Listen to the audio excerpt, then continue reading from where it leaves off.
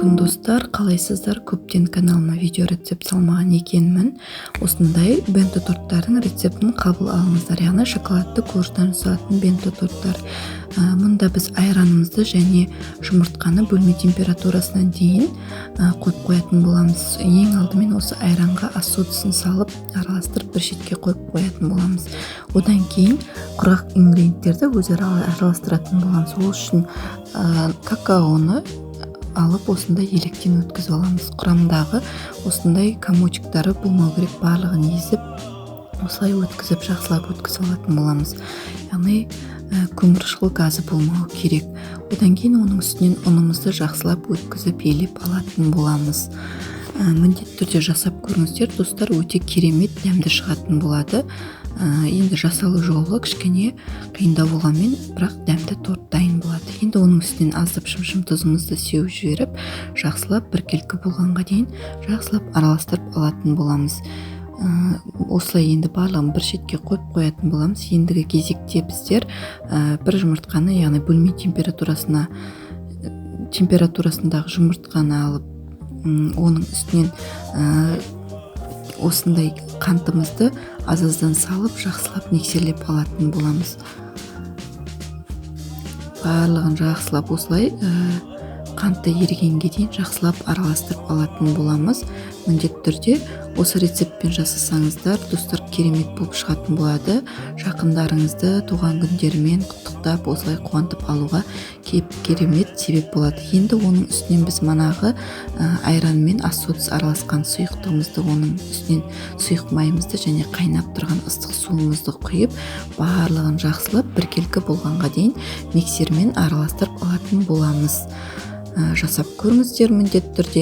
Енді осылай барлығын араластырып алғаннан кейін, оның үстінен манағы құрғақ ингредиенттерімізді барлығын бірден салып жіберетін боламыз. Яғни барлығын салып, жақсылап, ең алдымен осындай қасықтың көмегімен араластырамыз да, одан кейін миксердің көмегімен жақсылап біркелкі болғанға дейін араластырып алатын боламыз. Бұндай торттар өте корждары жасалу қиын емес. Міндетті түрде жасап көріңіздер. Әртүрлі начинкамен жасауға да болады. Менде осындай масса шықты. Енді осындай массамызды пергамент қағазы төселген листімізге құйып алатын боламыз. Жалынды пешімізді алдын ала қыздырып қоятын боламыз да, енді 180 градуста 30-40 минут аралығында жақсылап осылай піскенге дейін пісіріп алатын боламыз. Мен бұл жерде барлығын шпажкамен тексеріп алдым. Осындай корж дайын болды. Енді осындай корждан мен бенто торттар жасайтын боламын. 2 бенто торт жасау үшін мен осы коржымды теңдей 4 бөлікке бөліп алдым. Диаметрі 12 сантиметрден менде 4 бөлік шықты. Ол әр тортқа 2 бөліктен кететін болады. Барлық корждарымызды жақсылап әбден салқындатып аламыз да, содан кейін мынадай корждарды осылай теңдей етіп бөліп алатын боламыз. Көріп тұрғандарыңыздай теңдей бөлікке бөліп алдым.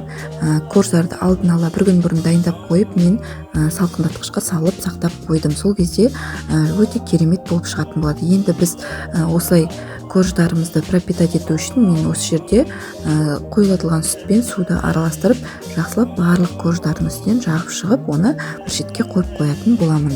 Яғни жақсы жұмсарып тұру үшін бір шетке қоятын боламын. Енді құрамына салынатын начинкасын дайындау үшін қантымызды, оның үстінен құлпынайды, оның үстінен жүгері крахмалын және бір шай қасық суды құйып, жақсылап баяу отта жақсылап қыздырып араластырып алатын боламыз.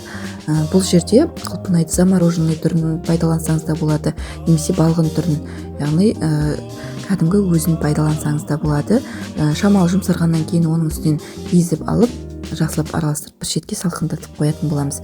Азғантай ғана шоколадымызды микротолқынды пеште ерітіп алатын боламыз да, бір шетке қойып қоямыз. Енді біз кремді дайындау үшін бұл жерде құрамына кететін кремді дайындау үшін осы жерде творожный сырды, қант, сахарный пудраны және кілегейді жақсылап араластырып осындай крем дайындайтын боламыз.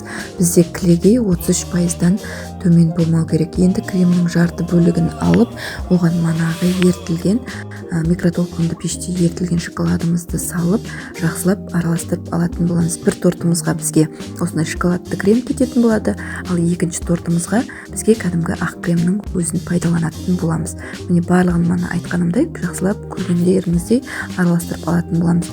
Енді бізде шеттеріне жағу үшін крем дайындайтын боламыз, яғни для выравнивания. Ол үшін де клегей, сахарный пудра және творожный сырды жақсылап араластырып крем дайындайтын боламыз. Енді міне ішіндегі торттың ішін дайындайтын боламыз. Осылай кремін жағып аламыз да, оның ішінен манағы дайын болған құлпынайдан жасалған начинкамызды, яғни салмамызды салатын боламыз. Жақсылап шет жақтарына кремді көптеу жағамыз, яғни бортик болып тұру үшін, салмамыз ағып кетпеу үшін жоғары жағын биік етіп жасаймыз. Одан кейін осы салмамыздың үстінде кремді толығымен жағып шығамыз да, енді оның үстіне екінші коржымызды қойып, салқындатқышқа қойып, жақсылап салқындатып алатын боламыз.